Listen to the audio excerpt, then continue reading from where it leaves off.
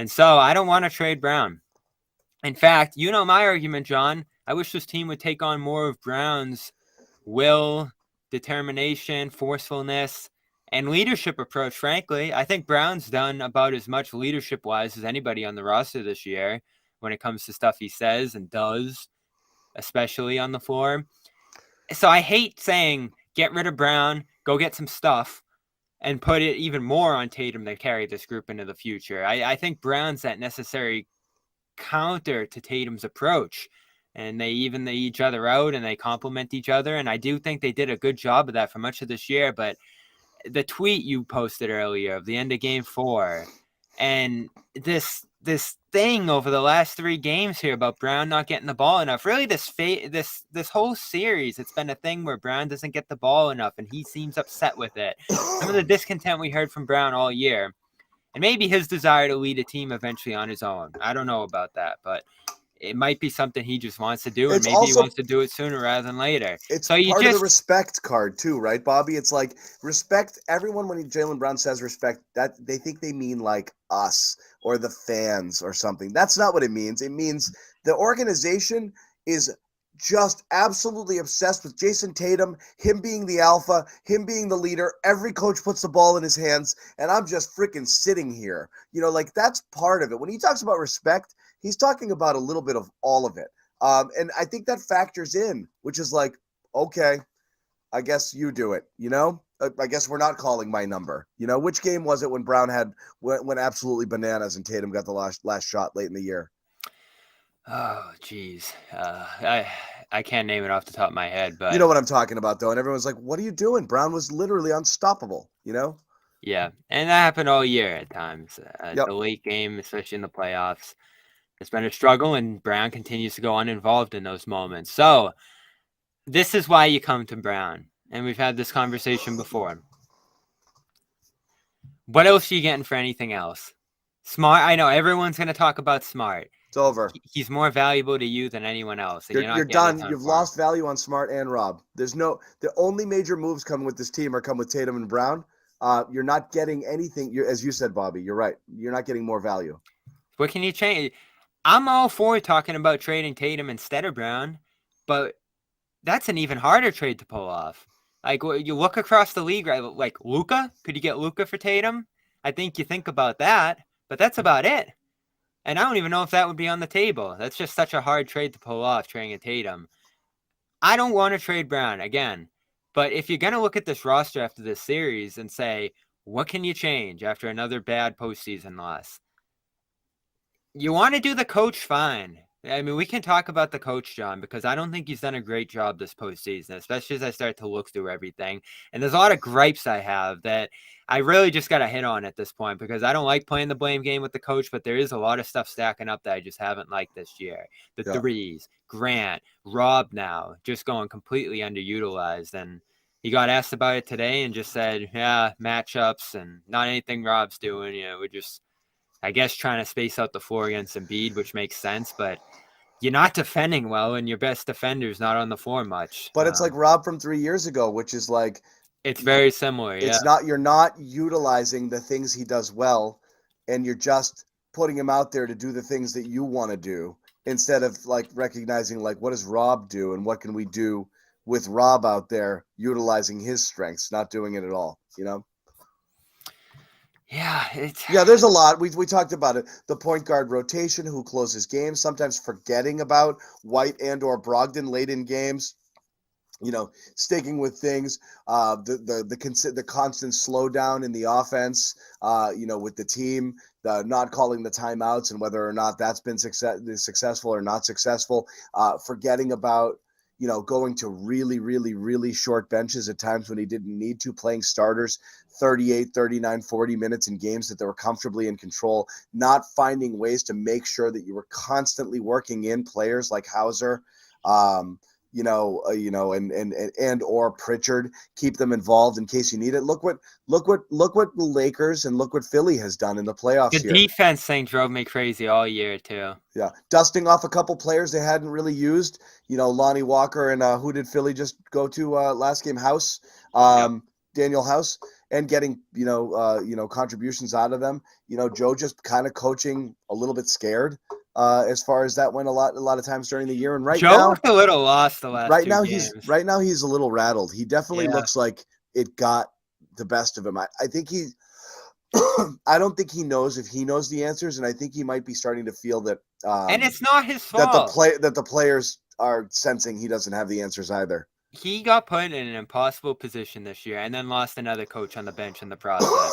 And you know what? I know I always get on him for going back to offense, but that's his philosophy. That's worked for much of this year, and I don't think he wants to veer away from it over a couple tough playoff games. Again, he said after last game that's the first time he felt all playoffs. This is just his opinion. You can agree or disagree with it as the coach, that they played bad.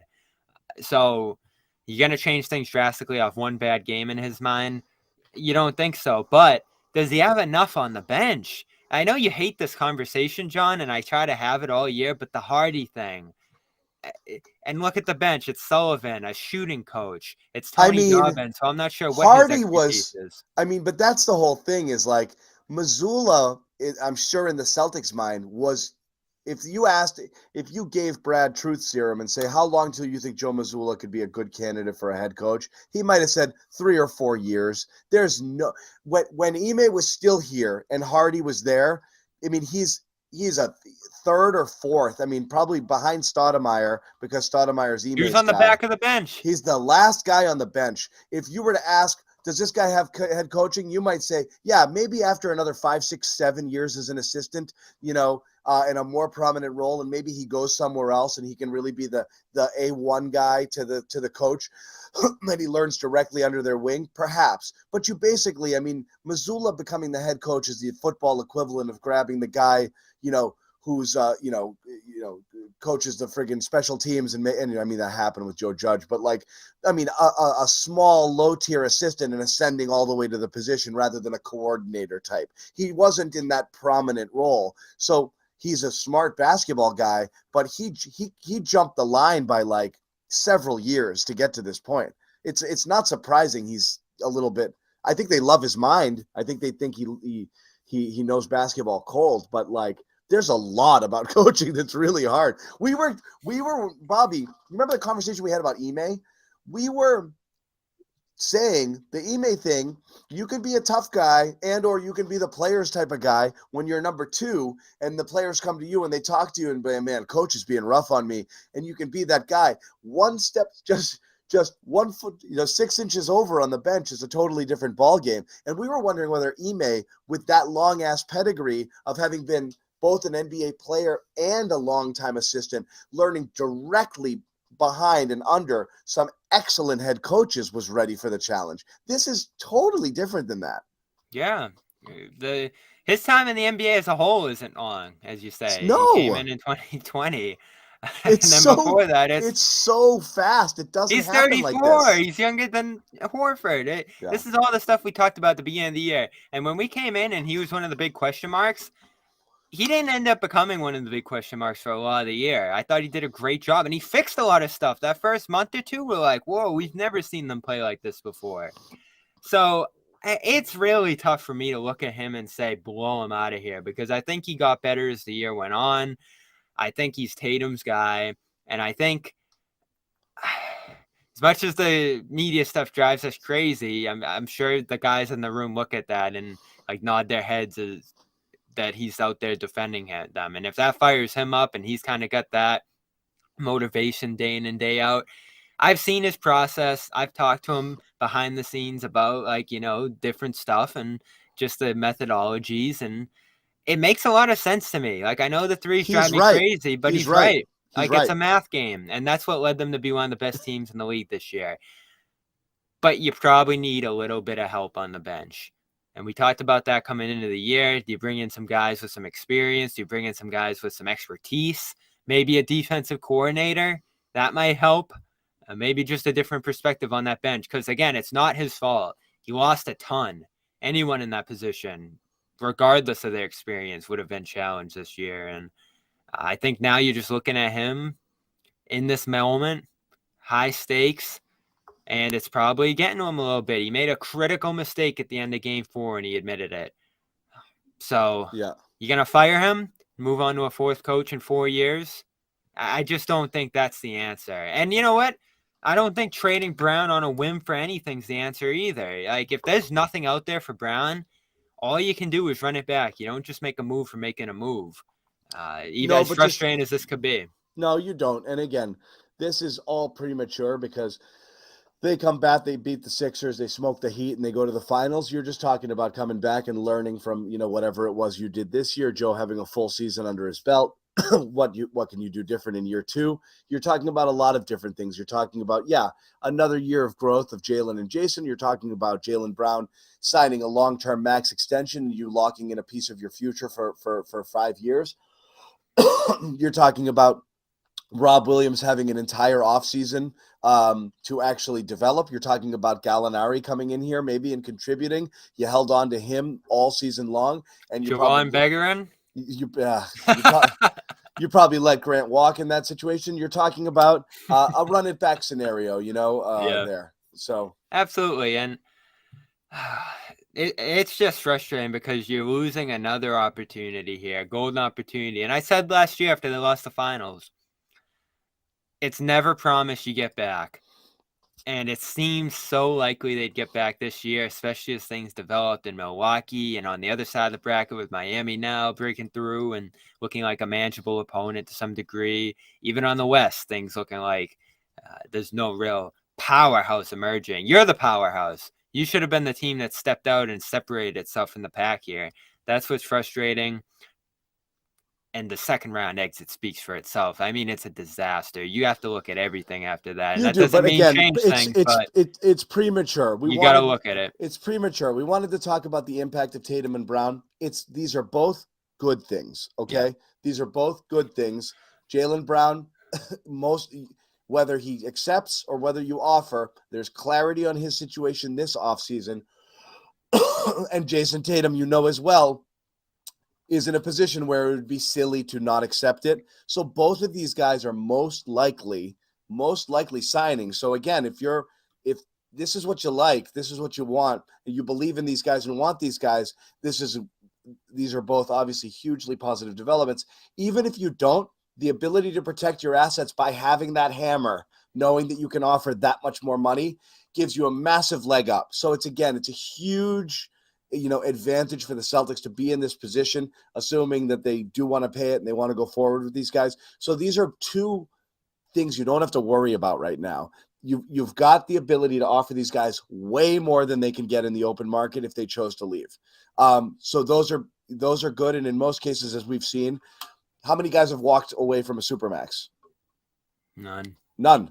So again, this almost assures at least you sign them and then you have the asset to work with if it doesn't work out down the road. Reality is you're looking at a Tatum and Brown led team for another 5-6 years. Do you think they'll offer it? Yeah, I would be stunned. You don't get to this point and not. This is the cost of doing business. I've said this before.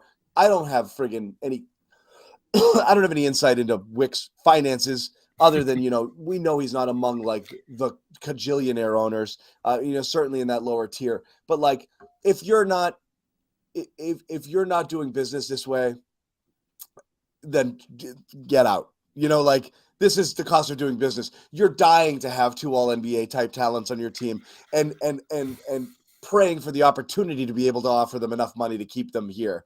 That's a dream for an owner. Sorry. So if you're looking at your checkbook right now, then you've got no business owning a team. You have to imagine that's not going to be an issue. The only way it's an issue is if Wick puts Brad on the spot and says, do you really think that these are the guys we want to build with? And if not, and say, maybe we look to move one. And you know what? Money can influence your judgment a little bit. So if they went out, could you look at this team a little bit and say, one of these $300 You also have to consider whether one of these $300 million guys has to go because I don't think they're worth it, and I don't think we're winning with them.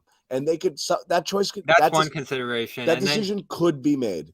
Then you have to ask: is this, for all intents and purposes, a 2-year commitment? Is he just signing this to get the money, and then down the line, if things don't go great, you lose him at that point with probably a little less leverage to move him? That's tough to predict, and I I think it's hard for them to know what he's going to do now. Never mind a couple years down the line. You don't know. So So it is what you probably just offer it and see what happens now, and get that extra year. I mean, the year without being able to trade him's great. It just erases all that uncertainty until 2024, 25. that is true. Yeah, So that's the biggest bonus to it. it changes a lot, and where it's like I said, it's a very positive development.